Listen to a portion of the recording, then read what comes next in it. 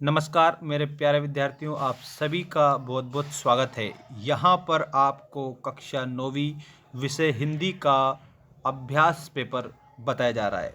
ये आप लोगों का वार्षिक परीक्षा से पहले का अभ्यास पेपर है। यहाँ पर आप लोगों को इस पेपर के माध्यम से सारे उत्तर बताए जाएंगे। सेट ए है आप लोगों का, इसके बाद आपको सेट भी बताया जाएगा कक्षा 9वीं एमपी बोर्ड। तो देख सकते हैं सारा पेपर आपके सामने आ चुका है और हल मैं आपको बता रहा हूँ इसका।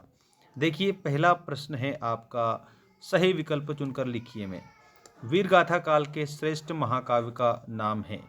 दोस्तों, आपकी वार्षिक परीक्षा के लिए सभी विषय के पेपर हमारे यूट्यूब चैनल पर मिलेंगे, तो चैनल को सब्सक्राइब अवश्य करें। वीर गाथा काल हिंदी का पहला काल है और इसका श्रेष्ठ महाकाव्य होगा पृथ्वीराज रासो। पृथ्वीराज रासो की रचना चंद वरदाई ने की थी, ये आपको याद रखना है। और इसके अलावा पद्मावत जो है, पद्मावत की रचना जायसी जी ने की थी, ठीक है। और साकेत की रचना मैथिली शरण गुप्त ने की थी और रामचरितमानस की रचना तुलसीदास जी ने की थी। और आपका वीरगाथा काल का श्रेष्ठ महाकाव्य पृथ्वीराज रासो होगा, ये आपको याद रखना है। इसके बाद देखिए, केदी और कोकिला की रचना है, तो ये केदी और कोकिला माखनलाल चतुर्वेदी की रचना है। इसके बाद अगला प्रश्न है, काव्य के भेद माने गए हैं, तो काव्य के दो भेद माने गए हैं। पहला होगा आपका प्रबंध काव्य।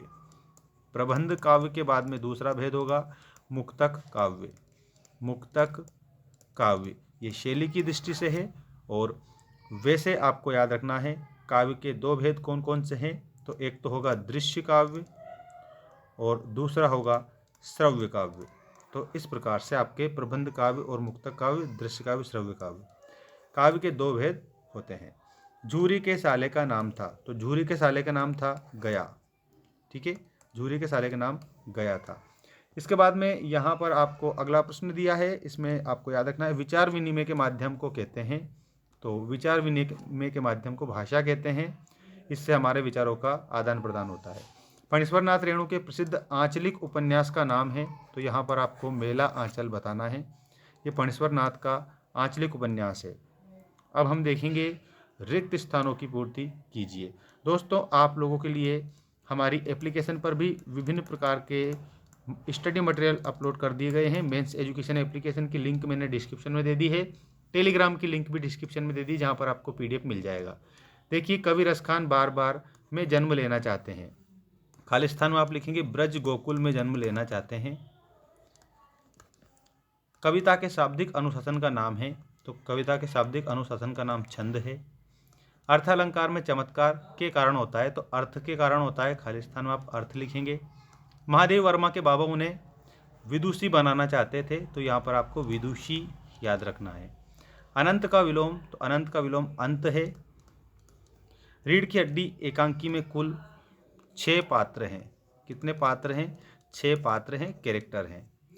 इसके बाद में देखिए आप सभी, आपका सत्य असत्य लिखिए वाले प्रश्न।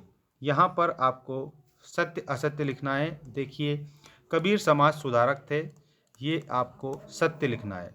संचारी भावों की संख्या 35 है, तो ये आपको असत्य लिखना है, क्योंकि जो संचारी भाव है वो 33 होते हैं। मंगोलों का मुंह लाल होता है, ये आपका बिल्कुल सत्य होगा। कहानी गद्य की गौण विधा में आती है, ये असत्य है, क्योंकि कहानी गद्य की प्रमुख विधा में आती है और यहाँ पर गौण कहा है, मतलब गलत है।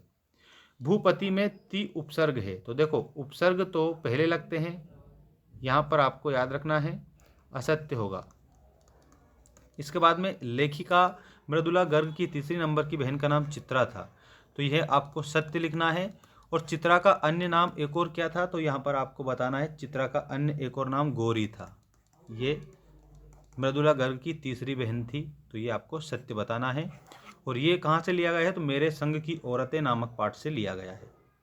अब हम देखेंगे सही जोड़ी बनाइए। ये आप लोगों की सही जोड़ी आ चुकी है।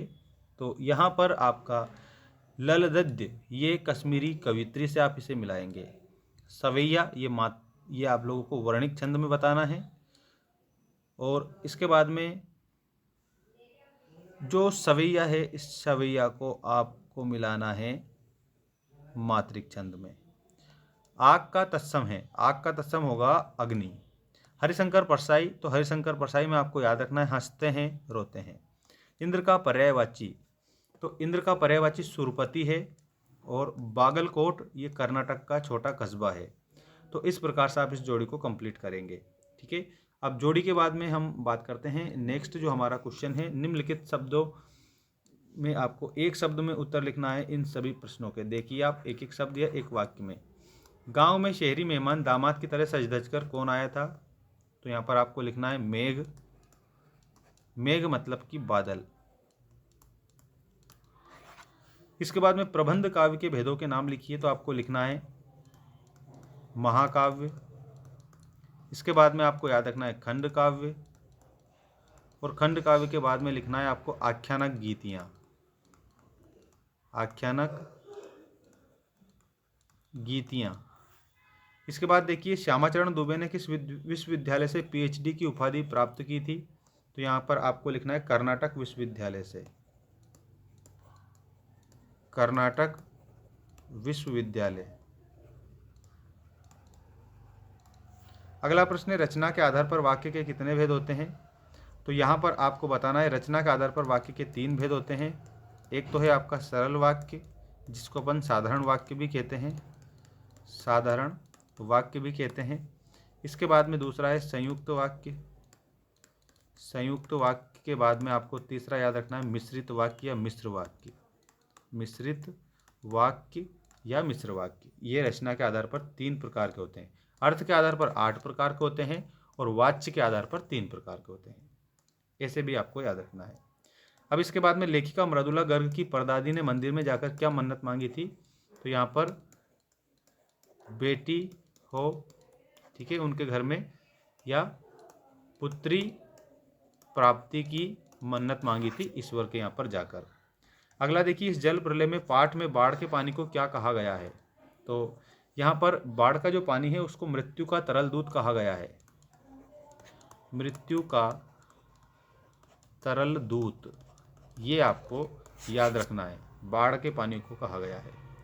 अगर आपको इनका पीडीएफ चाहिए तो एप्लीकेशन आप डाउनलोड कर लीजिए और हमारा टेलीग्राम जो है उसकी लिंक हमने डिस्क्रिप्शन में दे दी, वो आप ज्वाइन कर सकते हैं। वहाँ पर भी आपको ये पूरा पीडीएफ मिल जाएगा पूरे मॉडल सेट पेपर का। और उत्तर तो मैंने आपको बता ही दिए हैं। अगर आपको और किसी भी प्रकार के सॉल्यूशन चाहिए तो आप कमेंट करके ज़रूर बताएं। और हमारी एप्लीकेशन जो है मेंस एजुकेशन, इसको भी आप डाउनलोड कर लीजिएगा। वहाँ पर आप लोगों के समस्त क्लासों के जो मटेरियल है वो मिल जाएगा आपको उपलब्ध।